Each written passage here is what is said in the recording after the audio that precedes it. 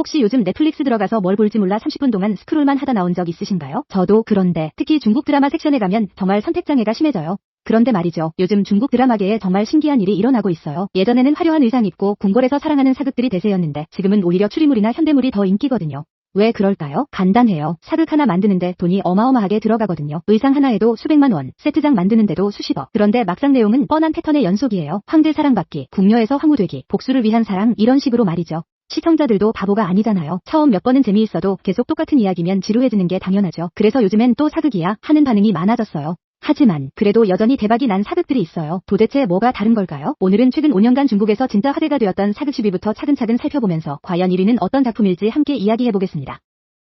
자, 10위부터 시작해볼게요. 2021년 방영된 장가행, 디리러바가 연기한 이장가와 올해가 연기한 아사나 손의 이야기예요. 이 드라마는 처음에 역사 왜곡 논란으로 완전 욕을 먹었어요. 하지만 나중에 평가가 완전히 뒤바뀐 특이한 케이스거든요. 화제성은 있었지만 논란도 많아서 10위에 랭크됐습니다. 디리러바의 이장가는 당나라 공주님인데 정말 특별해요. 보통 사극 공주들은 궁궐에서 연애 걱정만 하잖아요. 얘는 달라요. 가문이 멸망하고 홀로 복수를 다짐하며 초원으로 떠나거든요. 그 과정에서 올해의 아사나 손과 만나는데 이 둘의 케미스트리가 정말 좋았어요. 아사나 손은 터키족 족장 역할인데 이장가와 가짜 남매가 되어 그녀를 보호해주거든요.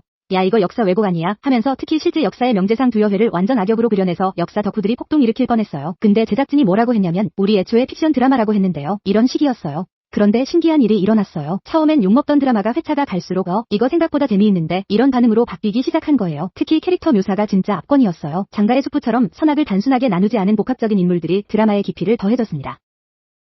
9위는 올해 나온 석권일몽, 리이퉁이 연기한 소감이라는 캐릭터가 정말 찰떡이었어요. 메타픽션의 재미와 리이퉁의 연기력은 인정받았지만 너무 실험적이어서 대중성이 떨어졌어요. 그래서 9위에 머물렀습니다. 리이퉁의 소감은 현대의 직장인인데 어느 날 자신이 읽던 막장 소설 속으로 빠져버려요. 그런데 문제는 자신이 빌런 역할로 들어갔다는 거죠. 드라마 시작하자마자 주인공 3명이 동시에 서로를 칼로 찌르는 거예요. 진짜 막장 중에 막장이었죠. 그런데 더 웃긴 건 리이퉁이 그 상황에서 하는 말이에요. 이게 무슨 작가가 쓴 대본이야? 완전 재현성대로잖아. 이러면서 드라마 안에서 자기가 나온 드라마를 까는 거예요. 리이퉁이 소설 속에서 깨어나자마자 황금더미에 얼굴 받고 집 가고 싶다. 회사 가기 싫어. 이러는 장면은 진짜 모든 직장인의 마음을 대변했죠. 현대인의 지식으로 소설 속 운명을 바꿔나가는 과정이 재미있었어요. 하지만 너무 실험적이고 메타적인 접근이라 일반 시청자들에게는 다소 어려웠고 전체적인 완성도도 아쉬웠습니다. 8위는 2020년의 진짜 수작 청평하기예요. 왕카이가 연기한 송인종이라는 캐릭터가 정말 인상적이었어요. 고증과 연기력은 완벽했지만 너무 느린 템포 때문에 대중적인 어필이 부족했어요. 하지만 작품성으로는 상위권에 올라갈 만한 수작이었습니다. 이 드라마는 정말 디테일이 미쳤어요. 어느 정도냐면 궁궐에 걸린 현판 글씨체까지 고증했거든요. 정신명법이라는 현판에서 명자를 옛날 방식으로 썼어요. 당시 서예가 안진경의 글씨체가 유행이었던 시대적 배경까지 반영한 거죠. 왕카이의 송인종은 정말 불쌍한 황제예요. 겉으로는 백성을 사랑하는 성군이지만 속으로는 모든 걸 참아야 하는 운명이거든요. 생모가 돌아가셨는데도 정치적인 이유로 상복을 입지 못하는 장면에서 왕카이가 눈물을 머금고 참는 연기는 정말 가슴이 먹먹했어요. 너무 느린 템포가 문제인 점이 아쉬웠어요. 작품성은 인정받았지만 일반 시청자들에게는 지루하다는 평이 많았거든요. 7위는 2024년의 금수안녕이에요. 장만희가 연기한 나신원과 임민이 연기한 나인영의 이야기예요. 화려한 비주얼과 의상은 좋았지만 스토리가 너무 뻔하고 예측 가능해서 시청자들이 금방 식상해했어요. 그래서 순위 7위에 머물렀습니다. 의상이 정말 화려하고 예뻤던 장점이거든요. 전통 의상의 아름다움을 제대로 보여줬어요. 예법 동작들도 제대로 고증해서 볼맛이 났고요. 하지만 스토리가 정말 뻔했어요. 여주인공이 집안의 악녀들과 맞서 싸우는 구조인데 그 싸움 방식이 너무 유치했거든요. 여주인공이 마당에서 하녀들 대화를 우연히 엿들어서 정보를 얻고 반격할 때도 똑같은 방식이에요. 더 웃긴 건 악역들이에요. 음모가 성공할 때마다 호호호 하면서 크게 웃어요. 진짜 나 악역이에요 하고 광고하는 수준이었죠. 요즘 시대에 이런 캐릭터는 너무 구식이었어요. 6위는 조료영과 임경신의 여봉행이에요. 조료영이 연기한 실리는 봉황족의 마지막 후예, 임경신의 행진은 강력한 신선 역할이었어요. 기대가 정말 컸던 작품이에요. 창난결 작가의 견안전 의상팀, 거기에 톱스타 조합까지 완벽한 레시피였는데 결과는 실망스러웠어요. 설정 오류와 어색한 로맨스 때문에 6위에 그쳤습니다. 기대를 모았던 이유가 모든 조건이 완벽했거든요. 검증된 작가, 최고의 스태프, 인기 배우들까지 당연히 대박날 거라고 생각했어요. 조료영의 실리는 엄청난 파워를 가진 설정이었는데 첫 화에서 나는 이 세상 최강의 전사다 이러면서 등장해요. 그런데 바로 다음 화에서 작은 괴물 하나한테 털리고 침대에 누워 끙끙거려요. 최강 아니었나 싶죠. 더 당황스러운 건 로맨스 라인이에요. 임경신의 행지가 실리를 처음 만날 때는 새 모습이거든요. 그걸 애완동물처럼 키우다가 사람 모습으로 변하자 갑자기 사랑에 빠지는 거예요. 이게 좀 이상하지 않나요? 특수 효과도 아쉬웠어요. 조료영이 부끄러워할 때 나오는 얼굴 빨개지는 효과가 너무 과해서 경극 분장 같았거든요.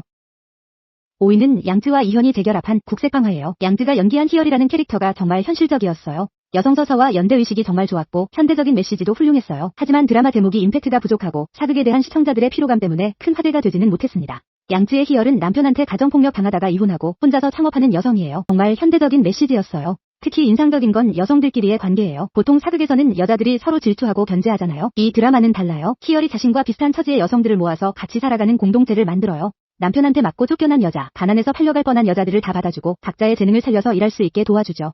이현이 연기한 수경역은 전형적인 남자 주인공이 아니라 희열의 꿈을 지지해주는 역할이었어요. 이런 설정이 정말 신선했거든요. 하지만 드라마 제목이 임팩트가 부족했고 요즘 사극에 대한 시청자들의 피로감 때문에 더 큰 화제가 되지는 못했어요.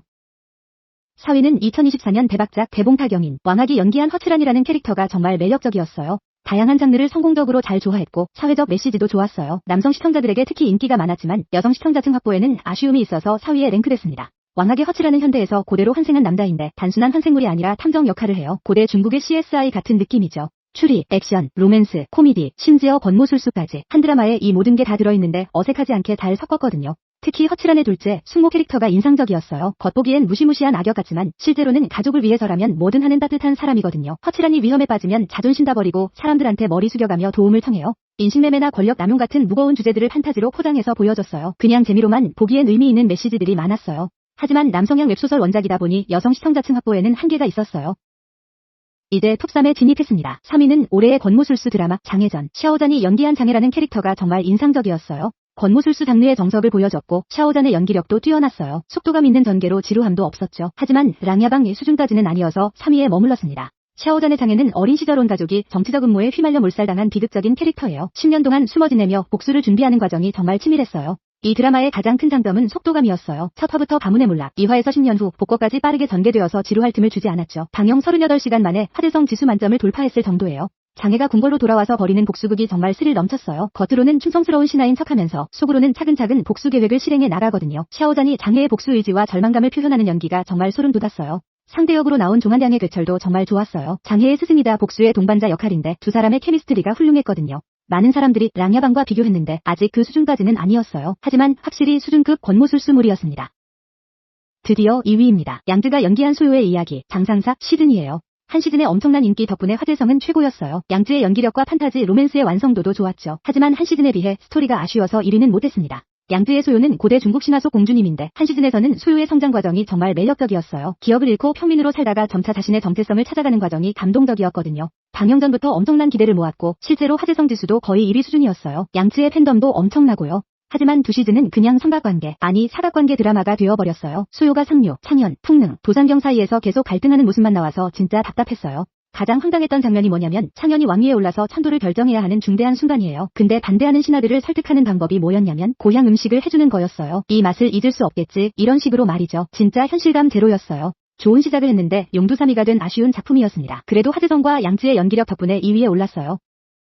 드디어 1위 발표입니다. 2024년 최고의 중국 드라마 장야균의 경연연 시즌이에요. 모든 면에서 완벽했어요. 스토리텔링, 연기력, 사회적 메시지, 캐릭터 성장, 현실 비판까지 다른 작품들과는 차원이 달랐습니다. 방영 전부터 수백만 명이 예약했고 이후에는 매일 여러 개의 검색어가 실시간 트렌드에 올랐어요. 장야균이 연기한 범한은 현대에서 고대로 환생한 남자인데 그냥 평범한 환생물이 아니에요. 현대의 문학과 교수였던 지식을 가지고 고대 사회의 모순들을 하나씩 바꿔나가거든요. 특히 시를 짓는 장면에서는 두보나 200의 작품을 마치 자신이 지은 것처럼 읊어서 사람들을 깜짝 놀라게 해요. 처음 5화 정도는 좀 늘어지네 하는 평이 있었어요. 하지만 그 이후부터는 정말 갈수록 재미있어졌습니다. 특히 9화에서 범한과 등자월의 대결 장면은 진짜 소름 돋을 정도였어요. 범한이 백성들을 위해서라면 황제와도 맞서겠다 고 선언하는 장면은 정말 명대사였죠. 이 드라마의 진짜 깊이는 사회 비판에 있었어요. 봉건 사회의 밑바닥 사람들, 특히 가난한 농민 가족의 이야기가 정말 가슴 아팠거든요. 단순한 판타지가 아니라 현실에 대한 날카로운 통찰이 있었습니다. 범한이 백성들을 위해 부패한 관리들과 맞서는 과정, 그리고 그 과정에서 만나는 평범한 사람들의 이야기가 정말 감동적이었어요. 한 시즌에 비해 범한이 훨씬 성숙해진 모습을 보여줬고 더 이상 운명에 휘둘리는 게 아니라 스스로 판을 짜는 인물로 성장했어요.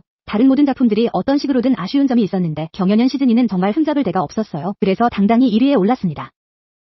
지금까지 최근 5년간 중국에서 가장 화제가 된 사극 10편을 10위부터 1위까지 살펴봤습니다. 순위를 매기면서 느낀 건 화제성만으로는 부족하다는 거예요. 진짜 좋은 작품이 되려면 탄탄한 스토리텔링과 현실적인 캐릭터, 그리고 사회적 메시지까지 갖춰야 한다는 걸 보여줬죠. 1위 경연연의 장야균은 완벽한 현실 비판을, 2위 장상사의 양쯔는 아쉽지만 여전히 매력적인 판타지 로맨스를, 3위 장혜전의 샤오잔은 훌륭한 권모술수의 재미를 각각 보여줬어요. 반면 하위권 작품들은 각각 뚜렷한 아쉬운 점들이 있었고요. 앞으로 중국 사극계가 어떤 방향으로 발전할지 정말 기대됩니다. 단순한 로맨스나 권력 다툼을 넘어서 더 깊이 있고 다양한 주제들을 다루는 작품들이 많이 나왔으면 좋겠어요. 여러분은 이 중에서 어떤 작품이 가장 기억에 남으시나요? 특히 어떤 배우의 연기가 가장 인상적이었는지도 궁금하네요. 댓글로 의견 남겨주시고 앞으로도 재미있는 분석 콘텐츠로 찾아뵙겠습니다.